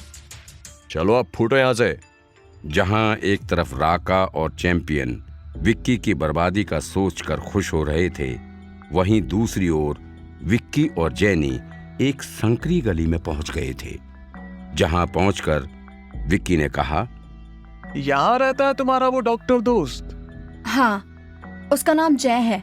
वो भी तुम्हारी तरह ब्लैंक्स से मुकाबला करना चाहता है और उसी के लिए नए नए हथियार बनाता है। ये वाटर गन का आइडिया भी उसी का था। एक स्पेशल एलिमेंट का यूज करके उसने ये वाटर गन बनाई है, जिससे मॉर्निंग कैचर ब्लैंक्स आसानी से मर जाते हैं और उनके पिघले हुए शरीर को सुखाकर हम वही राख तैयार करते हैं जो नाइट राइडर्स ब्लैंक्स से रात में हम सबकी रक्षा करती है। ओह, क्या शानदार आइडिया था। तो वो राख वाला आइडिया जो तुमने मुझे कल खाने में मिलाकर खिलाई थी, वो भी इन्हीं भाई साहब का आइडिया था। भगवान ने बचा लिया, वरना इसके आइडिया के कारण तो मैं ना जाने कब से परलोक से धार गया होता। Shut up Vicky, just stop this nonsense. वो आइडिया नहीं, नाइट राइडर्स ब्लैंक से लड़ने का वन एंड ओनली तरीका है, जो हमें वल्लभ चिट्टा की डायरी से पता चला था। तो तुमने उनके कहने पर मुझे वो खाना खिलाया? No veg. पर मुझे ये बात समझ नहीं आ रही कि तुम एक ही बात को लेकर क्यों बैठे हो। मैंने तुमसे माफी मांग ली थी, और भूलो मत, अब वल्लभ चिट्टा भी तुम्हारी कितनी रिस्पेक्ट करते हैं। थोड़े तो ग्रेटफुल रहो यार। जेनी की बात सुनकर विक्की अचानक से चिढ़ गया और बोला, मुझे किसी की झूठी रिस्पेक्ट की जरूरत नहीं है। मैं बस यहाँ एक लड़की की जान बचाने के लिए तुम्हारी मदद कर रहा हूँ। Nothing more than this, so keep that in your mind. Vicky के अचानक ऐसे बात करने से जेनी भी झल्लाते हुए बोली, तुम अपना दिमाग ज्यादा मत चलाओ, समझे? मुझे भी तुमसे बात करने का कोई खास शौक नहीं है। Okay, I know that. पता है तो दिमाग में रखो, ज्यादा गुस्सा करने की जरूरत नहीं है।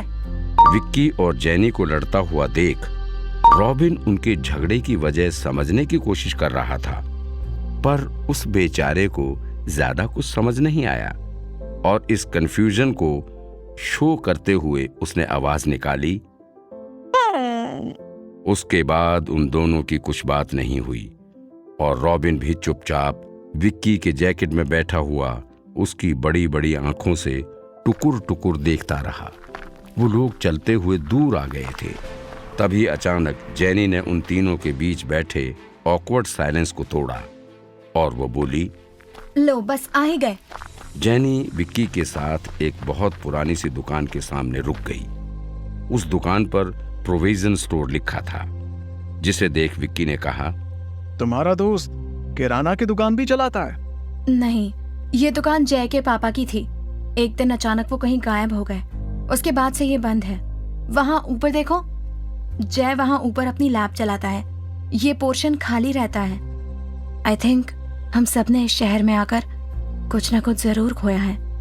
कुछ ने परिवार तो कुछ ने प्यार। जैनी की बात सुन विक्की के मन में हलचल मच गई।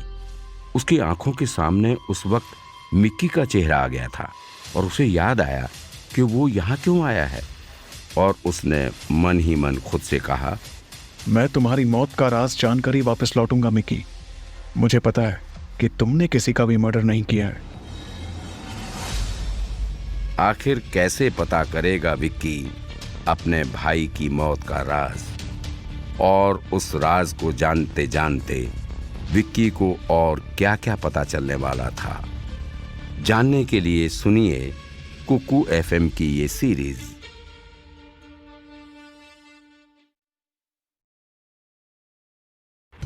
विक्की, जैनी और रॉबिन जय की लैब में पहुंच गए थे।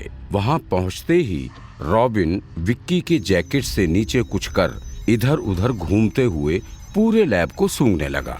उसे आई करते हुए देखकर एक्सपेरिमेंट कर रहा उनकी ही उम्र का लड़का अपने हाथ में पकड़े फ्लास्क के नियॉन कलर के लिक्विड को देखता हुआ गंभीर आवाज में बोला, क्या तुम्हें अपना डॉगी प्यारा नहीं है? जय की गंभीर आवाज सुनकर जैसे विक्की के दिल में हजारों सुइयां चुभने लगी। उसका दिल ठंडा पड़ गया। विक्की को ऐसा लग रहा था कि जैसे उसके पूरे शरीर ने कुछ देर के लिए काम करना बंद कर दिया हो और वो उस फ्लास्क में रखे लिक्विड को घूरे जा रहा था जो जय अपने हाथों में पकड़े घूम रहा था। जब जय के कहने पर विक्की ने कुछ देर तक कोई हरकत नहीं की तो जैनी ने जय से कहा, जय, तुम ऐसा मत कहो। तुम्हें शायद पता नहीं, पर रॉबिन विक्की का भाई है, भाई। जैनी ने विक्की को टीज करते हुए उसके पेट पर हल्की कोहनी मारी, जिससे विक्की अपने होश में आया और वो बोला, डॉगी नहीं, रॉबिन नाम है उसका। अच्छा, तो तुम बोलना भी जानते हो? बढ़िया। अब जाओ और तुम्हारे रॉबिन को अपने जैकेट में वापस बैठा लो, वरना तुम्हारा रॉबिन सस्ते नशे का शिकार हो जाएगा। फिर मुझे इसका दोष मत देना। जय के एरोगेंस को देखकर विक्की उस पर चिढ़ गया था, पर उसने जय को ज्यादा कुछ कहा नहीं और रॉबिन को लेने चला गया। जब वो रॉबिन को लैब में ढूंढ रहा था तब उसके दिमाग में कुछ अजीब सी चीजें आ रही थीं। उसने अपने आप से कहा, मुझे ऐसा क्यों लग रहा है जैसे मैं यहाँ पहले भी आ चुका हूँ और मेरा सिर इतना भारी क्यों हो रहा है? वो जय भी मुझे कुछ अजीब लग रहा है, पर क्यों? क्या हो रहा है मेरे साथ? या मैं कुछ ज्यादा ही सोच रहा हूँ? विक्की के दिमाग में बहुत कुछ चल रहा था, पर उसे समझ नहीं आ रहा था कि वो क्या करे। और ना ही अभी तक उसे कोई ऐसा इंसान मिला था जिससे वो अपने भाई के बारे में पूछ सके। उसे लगा था कि ब्लैंक सिटी पहुंचते ही वो अपने भाई के बारे में सब कुछ पता कर लेगा, पर ऐसा कुछ हुआ नहीं, क्योंकि वो जब से यहाँ आया था तब से वो एक अलग ही दुनिया में फंसता चला जा रहा था। विक्की रॉबिन को ढूंढते हुए उस लैब में रखे केमिकल्स को भी घूर घूर कर देख रहा था और खुद से बोला, कितने सारे अजीब अजीब कलर के केमिकल्स रखे हैं यहाँ। जैन सबको यूज भी करता होगा। देखो ना, कितनी धूल जमी है बॉटल्स पर। विक्की ऐसा कहते हुए एक बॉटल को हाथ लगाने ही वाला था कि तभी रॉबिन भौंकते हुए उसके सामने आ गया और पूंछ हिलाते हुए गोल गोल घूमने लगा। अच्छा, तो तुम यहाँ हो। लगता है तुम्हें ये जगह बहुत पसंद आई है। बट माय बॉय, बहुत घूम लिए तुम। अब चलो, आ जाओ मेरे पास। रॉबिन पूंछ हिलाते हुए विक्की के जैकेट में वापस आ गया और वो दोनों जय और जैनी के पास वापस पहुंच गए, जहां जय उसकी मोटी सी किताब के पन्ने पलट रहा था। कुछ ही देर में उसने उसके पास मौजूद हर वो किताब छान ली थी जहां उस मास्क से रिलेटेड इंफॉर्मेशन हो सकती थी, लेकिन उसे कहीं भी चेहरा वापस लगाने का कोई रास्ता नहीं मिल पाया। उसने निराश होते हुए जैनी की तरफ देखा और कहा, नो जैनी, कोई उम्मीद नहीं है। मैंने कहा था ना, चेहरा वापस लगाने का कोई तरीका नहीं है। जैनी को लगा था कि जय के पास कोई ना कोई रास्ता जरूर होगा उस लड़की को बचाने का, पर जब उसने जय की बात सुनी तो एक गहरी सांस छोड़ते हुए बोली, क्यों ना हम अभी के अभी वल्लभ चिट्टा के पास चलें, क्या पता उनके पास कोई सोल्यूशन हो। जय ने जैनी की बात तो सुन ली थी, पर उसके मन में कहीं ना कहीं एक बात खटक रही थी और उसने जैनी से कहा, ऐसा पॉसिबल नहीं है। आज से पहले जितने भी चेहरे ब्लैंक्स ने चुराए हैं वो हम लोग को दोबारा कभी देखने को नहीं मिले, तो फिर आज कैसे? आई थिंक कुछ तो गड़बड़ है यहाँ, पर क्या? जैनी और जय इस मिस्ट्री के बारे में सोच रहे थे, पर वहीं विक्की सिर्फ चुपचाप खड़ा उनकी बातें सुन रहा था और सडनली उसकी बॉडी में एक झटका आया और उसने पल भर में ही सामने टेबल पर जल रही कैंडल से वो चेहरा जला दिया। जैनी और जय हैरान होकर विक्की को देख रहे थे। विक्की अपने हाथ में जलता हुआ चेहरा लेकर खड़ा हुआ था। उसका हाथ ना जल जाए इसलिए जैनी ने जल्दी से वो चेहरा लेकर खिड़की से बाहर फेंक दिया और आसमान में जाते ही वो चेहरा गायब हो गया। ठीक उसी वक्त विक्की को भी अचानक होश आया। अपने हाथ में खून देखकर उसने कहा, मैंने अभी क्या कुछ किया? क्या तुम्हें नहीं पता तुमने क्या किया? तुमने अभी अभी उस लड़की का चेहरा जला दिया विक्की। विक्की जैनी की बात का कोई जवाब दे पाता उससे पहले ही जय उसके पास एक गीला नैपकिन लेकर आया और उसके हाथ से खून साफ करते हुए बोला, विक्की ने जो किया सही किया। अगर अभी ये चेहरा नहीं जलता और अगर हम उस चेहरे को लड़की के मांस वाले फेस पर लगाते तो वो लड़की एक शैतान ब्लैंक बनकर जिंदा हो चुकी होती। क्या? हाँ, और उसके बाद शहर में जो भी इंसान उसे देखता वो भी उसी की तरह बन जाता। दरअसल उस चेहरे पर एक केमिकल लगा था जो गिरगिट के खून से मिलकर बना था। हाँ, इस बारे में वल्लभ चिट्टा ने हमें बताया था कि ब्लैंक्स इस तरह के एक्सपेरिमेंट कर रहे हैं। हाँ, क्योंकि अब उन्हें अपनी शक्तियां बढ़ानी है, उन्हें हम लोगों के बीच भी अपने लोग खड़े करने हैं। इसी वजह से वो ये सब कर रहे हैं। विक्की जय की बातों को समझने की कोशिश तो कर रहा था, लेकिन उसे कुछ समझ नहीं आ रहा था।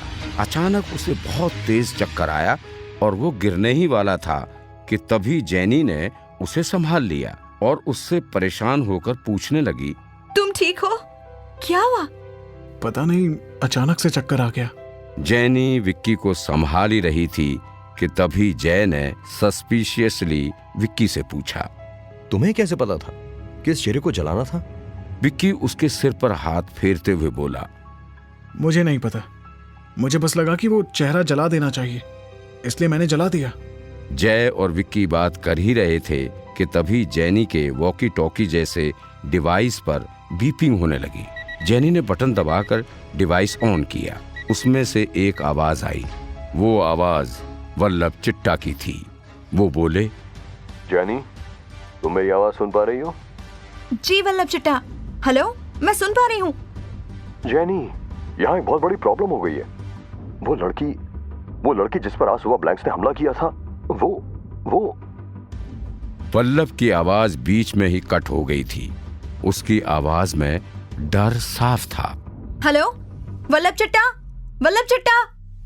मैसेज पूरा मिलने से पहले ही नेटवर्क जा चुका था। जैनी ने घबराते हुए कहा, लगता है बहुत बड़ी प्रॉब्लम हो गई है, हमें चलना चाहिए। हाँ जैनी, मैं भी चलता हूँ, बस मुझे 1 मिनट दो। जैनी और जय और विक्की तीनों एक साथ कैफे के लिए निकल गए।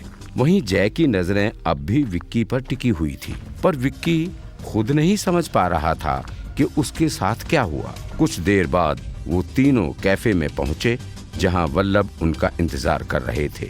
जैनी ने वल्लभ को वहां देखकर पूछा, क्या हुआ चिट्टा, आपने इतना हड़बड़ाते हुए फोन क्यों किया?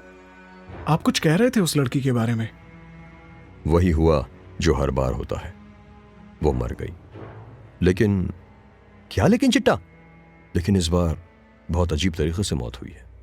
वल्लभ ने इतना कहते हुए कैफे का टीवी ऑन कर दिया, जिस पर उस वक्त एक न्यूज रिपोर्टर उस लड़की के साथ हुए हादसे की जानकारी दे रही थी। एक और मौत और सवाल वही कि आखिर कब तक लोग इस तरह मरते रहेंगे? कब तक मासूमों की जान जाती रहेगी? आखिर कब तक? आज सुबह ब्लैंक्स ने एक लड़की के ऊपर हमला किया और उसका चेहरा चुरा कर ले गए।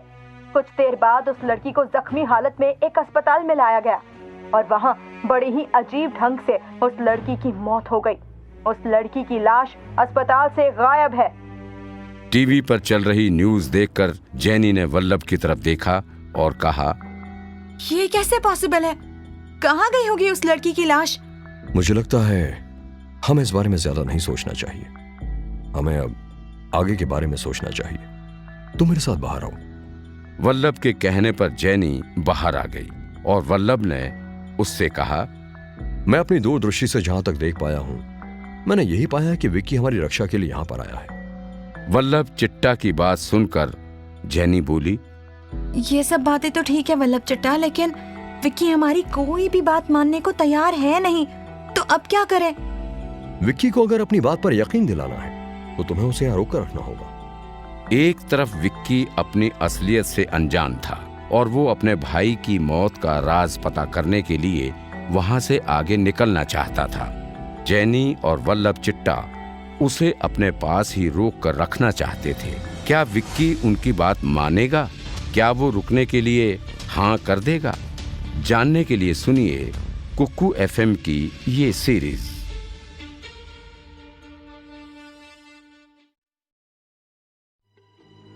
रात हो चुकी थी और दिन भर की भागदौड़ के बाद वो सभी थके हुए कैफे में खामोश बैठे थे। बैठे बैठे जेनी के दिमाग में अभी भी वल्लभ चिट्टा की बात चल रही थी। जेनी को एक ओर विक्की के अजीब बिहेवियर के लिए उसकी फिक्र हो रही थी, तो वहीं दूसरी ओर वो ये सोच रही थी कि क्या सच में विक्की वल्लभ चिट्टा की उम्मीदों पर खरा उतर पाएगा। विक्की उसकी चेयर से उठकर बाहर जाने लगा। उसे देखकर जेनी बोली, तुम कहाँ जा रहे हो विक्की, वो भी रात में? विक्की ने राख वाली आग से जल रही मशाल को देखते हुए जवाब दिया, don't worry, I am good, मुझे कुछ नहीं होगा। बट तुम जा कहाँ रहे हो? वो काम पूरा करने जिसके लिए मैं यहाँ आया हूँ। कौन सा काम? पर्सनल है, so please don't ask me about it. बस इतना कहूँगा कि बहुत ज़रूरी काम है, मुझे जल्द से जल्द उसे पूरा करना है। वैसे भी मैं कल रात से यहाँ हूँ, अब मुझे चलना चाहिए। पर तुम जा कहाँ रहे हो विक्की, ये तो बताओ। पता नहीं, बस अभी यहाँ से निकलना चाहता हूँ। विक्की की जिद देखते हुए वल्लभ चिट्टा ने उसे समझाते हुए कहा, देखो विक्की, अगर तुम जाना ही चाहते हो तो सुबह चले जाना। अभी रात हो चुकी है और बर्फ भी गिर रही है। अभी तुम्हारा बाहर जाना ठीक नहीं। वैसे भी आज तुम लोगों की सुबह से बहुत भागदौड़ हो चुकी है। मेरी बात मानो तो आज आराम कर लो। वल्लभ चिट्टा की बात सुनकर विक्की ने मन ही मन सोचा, आई थिंक मुझे आज यहाँ रुक ही जाना चाहिए। कल सुबह होते ही मैं ठंडे दिमाग से सोचूंगा कि आगे क्या करना है। इतना सोचकर विक्की ने जवाब दिया, ठीक है, आज मैं यहीं रुक जाता हूँ। Good decision. ठीक है, तो अब मैं भी चलता हूँ, मेरी पूजा का समय हो रहा है। ठीक है वल्लभ चिट्टा। वल्लभ चिट्टा जा चुके थे। उनके जाते ही कैफे में एक बार फिर शांति छा गई। तभी जय ने कहा, जेनी, मैं भी आज यहीं रुक जाता हूँ तुम लोगों के साथ, अगर तुम्हें कोई प्रॉब्लम ना हो तो। दरअसल जय को विक्की पर शक था, क्योंकि जब से जय ने विक्की को देखा था वो उसे कुछ अजीब लगा और उसका शक थोड़ा बढ़ गया जब विक्की ने उसके यहाँ आने का कारण किसी को भी बताने से इनकार कर दिया। इसलिए जय को लगा कि उसे जेनी, जो उसकी बहन जैसी थी, उसको विक्की के साथ छोड़ना ठीक होगा। तभी जेनी ने कहा, कोई प्रॉब्लम नहीं है, यू कैन स्टे। जेनी, वो दरअसल क्या है, मेरी लैब का रूम हीटर खराब हो गया है और तुम जानती हो ना, इतनी कड़ाके की ठंड में बिना रूम हीटर के सोना तो इम्पॉसिबल है। और अगर तुम आज नहीं आती तो मैं खुद भी यहाँ आने वाला था। कोई बात नहीं जय, तुम्हें इतना एक्सप्लेन करने की जरूरत नहीं है, तुम यहाँ रुक सकते हो। जेनी से मंजूरी मिलने के बाद जय की सांस में सांस आई, लेकिन विक्की ने अभी भी जेनी की बात पर हामी नहीं भरी थी। विक्की इस बारे में सोचते हुए रॉबिन की तरफ देख रहा था, जिस पर जेनी ने कहा, तुम क्या सोच रहे हो विक्की? देखो ना, अब तो जय भी यहाँ रुकेगा। अगर तुम्हें मेरे साथ अकेले रुकने में प्रॉब्लम थी तो वो भी सॉल्व हो गई है अब। अरे नहीं जेनी, ऐसी कोई बात नहीं है। दरअसल वो मैं रॉबिन के बारे में सोच रहा था। बाहर इसको छोड़ नहीं सकते और अंदर तुम इसे आने नहीं दोगी। बस इतनी सी बात, तुम इसकी फिक्र मत करो, तुम रॉबिन को अंदर रख सकते हो।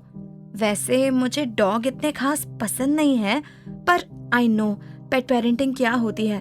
एक्चुअली मेरे पास भी एक पेट था, my cat Ila, she is just like my little kid. लेकिन एक दिन इतना कहते हुए जेनी रुक गई और सीढ़ियां चढ़कर ऊपर उसके रूम की तरफ जाने लगी। उसकी आंखों में हल्की नमी थी, जिसे देखकर विक्की ने अपने पास खड़े जय से कहा, ये जेनी उसकी कैट इला के बारे में बताते हुए इतना इमोशनल क्यों हो गई? कहाँ है इला? क्या वो कहीं चली गई है? मर गया, या यूं कहें कि मार दिया गया उसको। क्या? किसने? ब्लैंक्स ने। एक दिन जेनी ने गलती से उसे बाहर छोड़ दिया था। रात के वक्त वो गायब हो गया और सुबह उसके गले की चेन जंगल के रास्ते पर मिली। उस पर खून लगा था, जिससे साफ पता चल रहा था कि एला नहीं रही। जेनी पहले बहुत खुश रहती थी, लेकिन एला के जाने के बाद वो थोड़ी सी बदल गई है, या यूं कहें कि मैच्योर हो गई है। सच में हमारे अपनों का हमसे दूर चले जाना वाकई हमें अकेला बना देता है। विक्की को ये बात कहते हुए अपने भाई मिक्की की याद आ गई। जय उससे कुछ पूछने को हुआ ही था कि तभी जेनी के सीढ़ियों से नीचे आने की आवाज आई। उसके हाथ में एक बड़ा सा वुडन पेट हट था।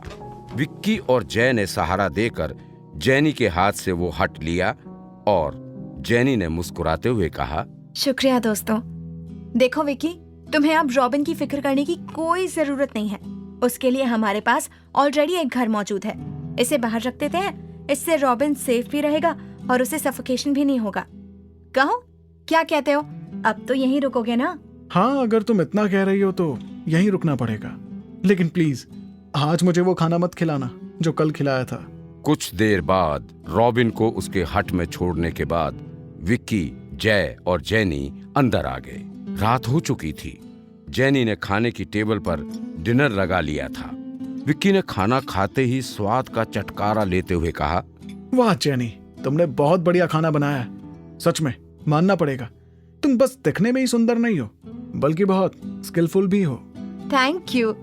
वैसे by the way Vicky, I know कि तुम यहाँ आने का मकसद हम लोगों को बताना नहीं चाहते, बट फिर भी मैं कहूंगी कि तुम चाहो तो हमें बताकर देख सकते हो। शायद हम तुम्हारी कुछ हेल्प कर पाए। जेनी का सवाल सुनते ही विक्की ने खाना बंद कर दिया। उसने मन में सोचते हुए कहा, क्या इन्हें सब बताना ठीक होगा? अगर इन लोगों ने मेरे भाई को ही गलत समझ लिया तो क्या करूं? यह भी तो हो सकता है कि इन लोगों ने मेरे भाई को न्यूज में देखा हो, जहां उसे मर्डरर कहा जा रहा था। पर क्या हो अगर ये लोग मेरी बात का विश्वास कर लें और मिकी की मौत का राज जानने में मेरी मदद कर दें? आई थिंक मुझे रिस्क लेना चाहिए। विक्की मन ही मन ऐसा सोचकर बोला, मैं यहाँ मेरे भाई की मौत का राज पता करने आया हूँ। राज? हाँ, एक्चुअली मेरे भाई पर किसी ने उसके ही दोस्त के मर्डर का इल्जाम लगा दिया था और न्यूज में ऐसा बताया गया कि अपने दोस्त को मारने के रिग्रेट में ही उसने सुसाइड कर लिया। और मुझे पता है कि उसने अपने दोस्त की जान ली ही नहीं थी और ना ही उसने सुसाइड किया था। विक्की की बात सुनकर जय और जेनी दोनों शॉक्ड थे। तभी जय ने डाउटेडली पूछा, तुम इतने यकीन से कैसे कह सकते हो कि तुम्हारे भाई ने सुसाइड नहीं किया था? क्योंकि वो ऐसा कर ही नहीं सकता था। मैंने उसके सारे भेजे हुए लेटर्स पढ़े हैं। विक्की जय के सवाल का जवाब दे ही रहा था कि इतने में जेनी बोल पड़ी, पर विक्की, ऐसा भी तो हो सकता है ना कि किसी वजह से सच में तुम्हारे भाई ने उसके दोस्त को जान से मार दिया हो। जेनी के सवाल पर विक्की बिगड़ गया। उसने जोर से उसका हाथ सामने रखी उसकी प्लेट पर मारा, जिससे वो उछल के नीचे गिर गई और चिल्लाते हुए बोला, मेरा भाई इनोसेंट था। उसने किसी का मर्डर नहीं किया था। वो बहुत अच्छा था। उसने तो अपने सारे दोस्तों की मदद की हमेशा। यहाँ आने के बाद उसे ना जाने क्या हुआ। ये शहरी मनूस है। विक्की, शांत हो जा। I am sorry. मैं ना जाने ये क्या और क्यों बोल गई। I am really sorry. Bye the वे, तुम मुझे ये बताओ कि क्या तुम्हारे पास अपने भाई से जुड़े लोगों को ढूंढने के लिए कोई प्लान है? विक्की जेनी की बात पर कुछ देर चुप रहा और उसके बाद कुछ सोचकर बोला, नहीं, और अब मैं इस बारे में कोई बात भी नहीं करना चाहता। Vicky, it's okay. तुम बात नहीं करना चाहते तो ठीक है, लेकिन जेनी इज राइट। अगर तुम हमें सब कुछ नहीं बताओगे तो हम भी तुम्हारी कोई मदद नहीं कर पाएंगे। मुझे किसी की मदद नहीं चाहिए।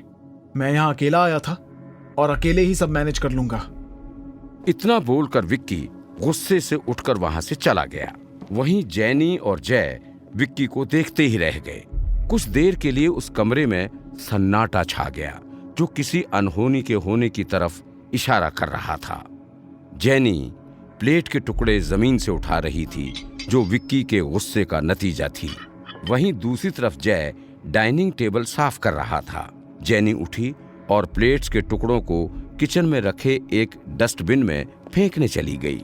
वहीं जय डाइनिंग टेबल पर चुपचाप बैठा विक्की के बारे में सोच रहा था कि तभी उसकी नजर उस रूम में एक कोने में रखे बैग पर गई, जो विक्की का था। उस बैग को देखकर जय ने सोचा, वो बैग शायद विक्की का है। आई नो ये ठीक नहीं है, पर विक्की की असलियत पता लगाने के लिए मुझे उसका बैग चेक करना ही होगा। जय उठा और दबे पांव विक्की के बैग के पास गया और उसे टटोलने लगा। वो कुछ ढूंढ पाता इसके पहले ही जैनी वापस उस रूम में आ गई और हैरानी से जय से बोली, तुम ये क्या कर रहे हो जय? जैनी की आवाज सुनकर जय सक पका गया और बात को कवर करते हुए बोला, कुछ नहीं, बस इस बैग की चेन खुली हुई थी, उसे ही बंद कर रहा था। तुम बताओ ना, विक्की से कुछ बात हुई? कहाँ बात हुई? जस्ट किचन से सीधा तुम्हारे पास ही आई हूँ मैं। Don't worry, he will be all right. या जहां एक तरफ जैनी और जय विक्की के बारे में बात कर रहे थे, वहीं दूसरी तरफ विक्की रॉबिन के साथ एक कमरे में उदास बैठा उससे बोला, ये सब क्या हो रहा है मेरे साथ रॉबिन? मुझे तो समझ ही नहीं आ रहा है, क्या मैं किसी पर भरोसा करूं या नहीं? देखा ना तुमने अभी क्या हुआ, वो दोनों क्या बोल रहे थे। पर मुझे अपने भाई पर पूरा भरोसा है और मैं वादा करता हूं मिकी कि जब तक तुम्हारे कातिलों का पता नहीं लगा लेता तब तक मैं चैन से नहीं बैठूंगा। जैनी और जय ने वैसा रिएक्शन नहीं दिया था जैसा मिक्की चाहता था। वो ये चाहता था कि जैसे वो अपने भाई पर भरोसा करता था वैसे जैनी और जय भी करें, पर ऐसा नहीं हुआ। तो क्या अब विक्की उन लोगों पर भरोसा कर पाएगा? क्या वो अपने भाई की मौत का राज जानने में जैनी और जय की मदद लेगा? और क्या जय विक्की पर भरोसा कर पाएगा? जानने के लिए सुनिए कुकू एफएम की ये सीरीज।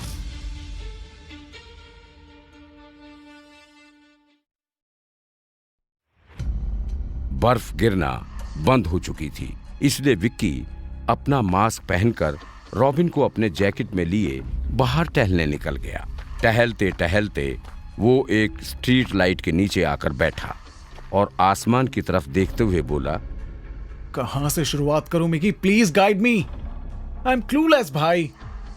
विक्की को कोई रास्ता समझ नहीं आ रहा था। वो स्टक फील करने लगा था। उसके हालातों से हताश हुआ विक्की उसकी गर्दन नीची कर आंखें बंद करके कुछ सोचने लगा। उदास बैठा विक्की इस बात से बिल्कुल अनजान था कि कोई था जो उसे छिप छिप कर उस वक्त देख रहा था। कुछ देर बाद वो आदमी वहां से चला गया। चलते हुए वीरान गलियों से गुजरते हुए वो एक सुनसान जगह पहुंचा। उस जगह पर एक पुरानी खंडर जैसी बिल्डिंग थी। उस आदमी ने बिल्डिंग का पुराना जंग लगा हुआ लोहे का गेट खोला। अंदर जाकर वो सीढ़ियों से नीचे उतरा और मटमैली लॉबी से होता हुआ, जिनकी छतों से पानी रिस कर फर्श पर टपक रहा था, वहां से होता हुआ वो एक कैबिन में पहुंचा, जहां पर एक दूसरा आदमी बड़ी बड़ी हाई टेक स्क्रीन्स के सामने बैठा हुआ उसकी उंगलियों में पेन घुमा रहा था। पहला आदमी उसके पास जाकर बोला, आपको सही सुनने में आया है रॉनी बॉस, एक लड़का ब्लैंक सिटी में कल ही आया है और उसने ब्लैंक को मारा भी है, वो अलग है। बढ़िया। रॉनी के चेहरे पर एक अजीब सी चमकती मुस्कान आ गई थी, जो दिखने में बहुत ही डरावनी लग रही थी। उसके चेहरे की हंसी ये साफ साफ बता रही थी कि उसका मकसद विक्की की लाइफ को बर्बाद करना था। अपने चेहरे पर शैतानी हंसी लिए रॉनी ने अपने आदमी को फटकारते हुए कहा, बताओ कहाँ रहता है वो? रॉनी बॉस, ये तो मुझे नहीं पता। मैंने तो उसे बस एक स्ट्रीट लैंप के नीचे बैठे हुए देखा था। मैंने उसका हुलिया देखा, उसने ठीक वैसे कपड़े पहने हुए थे जैसा कि मैंने लोगों को आपस में कहते हुए सुना था। ठीक है, यानी हमारे पास उसकी लोकेशन नहीं है, कोई बात नहीं, अभी पता चल जाएगी। रॉनी ने कीबोर्ड से कुछ सेटिंग चेंज की और वो उसके सामने रखी स्क्रीन को गौर से देखने लगा। दरअसल उस स्क्रीन पर रॉनी शहर के मेन एरियाज में लगे कैमरास की रिकॉर्डिंग देख सकता था। रॉनी की आंखें उन कैमरास की रिकॉर्डिंग पर टिकी थी जिसके पास वाले एरिया में रॉनी के आदमी ने विक्की को थोड़ी देर पहले देखा था। एक तरफ रॉनी विक्की की लोकेशन पता करने में बिजी था, वहीं दूसरी तरफ काली महल में अंगारा अपना रात का खाना खाने की तैयारी कर रहा था। उसके साथ भ्रमिका भी मौजूद थी। भ्रमिका ने खाना परोसते हुए अंगारा से कहा, अंगारा, आज हमने आपके लिए आपके मनपसंद व्यंजन बनाए हैं। बकरे का गोश्त, खरगोश का कलेजा, आपकी मनपसंद इंसानी अतड़ियों की तली हुई नूडल और खूनी खीर। भ्रमिका ने अपना प्यार दिखाते हुए अंगारा के लिए बहुत कुछ बनाया था, जिससे अंगारा मंद मंद मुस्कुरा उठा और शर्माते हुए बोला, आपने आज इतना कष्ट क्यों उठाया? आपको अपना समय इन छोटे छोटे कामों में नहीं लगाना चाहिए, बल्कि इसे उपयोग में लाकर आपको अपनी किताब पर काम करना चाहिए। आप खाना बनाकर आज सिर्फ हमारी भूख शांत कर पाएंगी भ्रमिका, पर जब आप अपनी किताब पूरी करेंगी तो उससे आने वाली ब्लैंक्स की पीढ़ियों की भूख शांत हो जाएगी। आखिर ज्ञान की भूख भी तो कोई चीज होती है। आगे जब उनको इंसानी किताब के बारे में पढ़ना हो तो वो आपकी किताब इसे तो पढ़ेंगी ना। देखिएगा, आपकी किताब ब्लैंक्स प्रजाति के लिए बहुत बड़ा गिफ्ट होगी। अंगारा के मुंह से गिफ्ट शब्द सुनकर भ्रमिका अचानक बिगड़ गई। उसने नाराज होते हुए कहा, ओफो अंगारा, आप उपहार शब्द भी याद नहीं रख पाए। अब बार बार इतनी छोटी छोटी भूल क्यों कर बैठते हैं? अगर आप ऐसे ही करते रहे तो आप ही बताइए, क्या इस तरह से आप दादाजी की पसंद बन पाएंगे? आप जानते हैं ना, उन्हें विदेशी भाषा के शब्द काटने को दौड़ते हैं।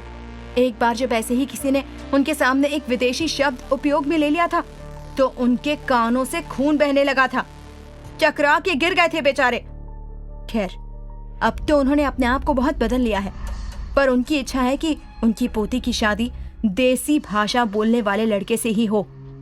भ्रमिका की बात सुन अंगारा का जैसे कलेजा बाहर आने को हो रहा था। उसने तुरंत ही भ्रमिका से माफी मांगते हुए कहा, भ्रमिका, आप मुझे क्षमा कर दीजिए। दरअसल मैं रोज ये शब्द याद करने की कोशिश करता हूं, लेकिन फिर भूल जाता हूं। क्या करूं? कल पक्का मैं सही तरह से आपकी किताब के पात्रों के नाम को बताऊंगा और उपहार शब्द भी याद कर लूंगा।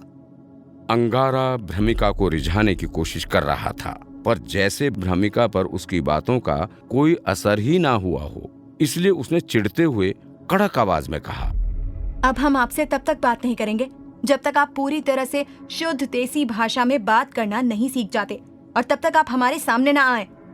भ्रमिका इतना कहकर वहां से गायब हो गई। भ्रमिका को यूं अचानक गायब हुआ देख अंगारा बेचैन हो उठा और अफसोस करते हुए अपने सिर पर हाथ रखकर बोला, प्यार में क्या क्या नहीं करना पड़ता। कहाँ मैं महाराज हूं और कहाँ मैं इस लड़की के सामने कुछ बोल नहीं पाता। अंगारा खुद से बातें कर ही रहा था कि तभी उसे किसी के कदमों की आहट सुनाई दी। उसने अपने चेहरे के भाव बदले और वापस एक कड़ा रुख अपना लिया। तभी अंगारा ने देखा कि उससे मिलने कोई और नहीं बल्कि राका आया था। राका अंगारा के पास आकर रुका और बोला, महाराज, इस तरह बिना बताए आने के लिए क्षमा कर दीजिए। इस वक्त आने की वजह क्या है? क्या हमारे लिए कोई विशेष संदेश है? जी महाराज, आज सुबह एक लड़की का शिकार किया गया, तो इसमें नया क्या है? यह तो रोज की बात है। नहीं महाराज, आज बात कुछ अलग है। राका के ऐसा कहते ही अंगारा के माथे पर लकीरें खिंच गई। उसने हैरान होकर पूछा, क्या अलग बात है राका? जल्दी बताओ। आज कुछ अजीब चीजें देखी गई हैं महाराज। मैं पूरी तरह से आश्वस्त नहीं हूं, लेकिन मुझे लगता है कि इंसानों ने हमसे मुकाबला करने के लिए किसी बाहरी ताकत का सहारा लिया है। बाहरी ताकत? इसकी मां का। हमारा मतलब? क्या मुसीबत आ पड़ी अब? साफ साफ बताओ राका, यूं पहेलियां मत बुझाओ। ठीक से बताओ, बोलना क्या चाहते हो? महाराज, आज एक लड़के ने हमारे साथियों के साथ मारपीट की। सिर्फ मारपीट ही नहीं, बल्कि एक को तो मार भी डाला। राका की बात सुन अंगारा चौंक गया और बोला, What the hell? अंगारा आगे कुछ कह पाता उससे पहले ही अचानक भ्रमिका प्रकट हो गई और चिढ़ते हुए बोली, हमें पता था तुम विदेशी भाषा बोले बिना रह ही नहीं सकते। आप बस हमसे प्रेम करने का ढोंग करते हैं। भ्रमिका को अचानक अपने सामने देखकर अंगारा के होश उड़ गए। वो घबराते हुए बोला, नहीं भ्रमिका, हमें अंदाजा नहीं था या आप यहाँ अचानक आ जाएंगी, और आका ने बात ही ऐसी बताई कि हमसे रहा नहीं गया। रहा नहीं गया? महाराज अंगारा, अब आप निर्णय ले लीजिए, या तो विदेशी भाषा या हम। भ्रमिका इतना कहकर फिर से गायब हो गई। वहीं अंगारा भी अब बहुत तेज गुस्से में आ गया और चिल्लाते हुए राका से बोला, राका, ये जो भी है इसके बारे में पता करो। तुम जानते हो तुम्हें किसके पास जाना है। अगर ये इंसान है तो मैं इसे नोच नोच कर मार डालूंगा। इसकी वजह से आज मेरी भ्रमिका मुझसे गुस्सा हो गई। जी महाराज, मैं भी पता करता हूं। जहां एक तरफ अंगारा ने राका को विक्की तक पहुंचने के ऑर्डर दे दिए थे, वहीं दूसरी तरफ रोनी अपने आदमी के साथ बैठकर जगह जगह की सीसीटीवी खंगाल रहा था, क्योंकि उसे विक्की उस कैमरा में नहीं दिखा था जहां विक्की के दिखने का उसे शक था। बहुत देर तक सर्च करने के बाद आखिरकार वो कामयाब हो ही गया। उसने एक ऐसे कैमरे में देखा जो सीधा एक कैफे पर पॉइंट था। एक्चुअली उस कैफे में इंसानों का बहुत आना जाना था, इसलिए रोनी ने एक कैमरा इंसानों की नजरों से बचते बचाते वहां फिट किया हुआ था।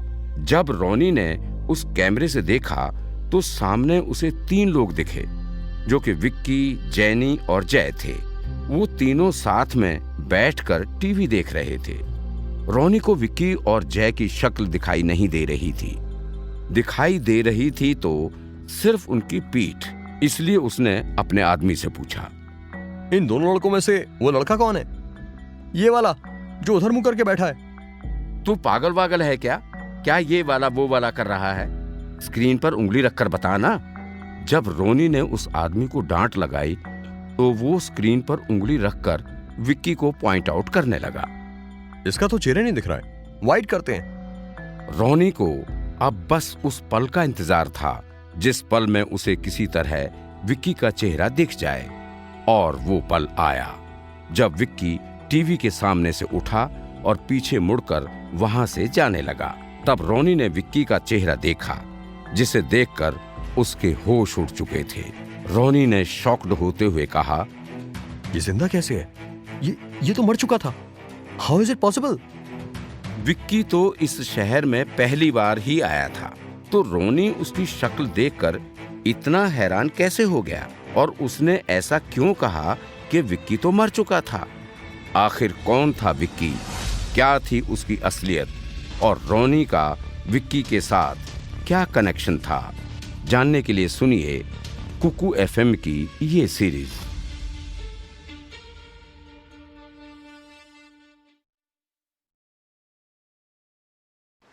एक तरफ विक्की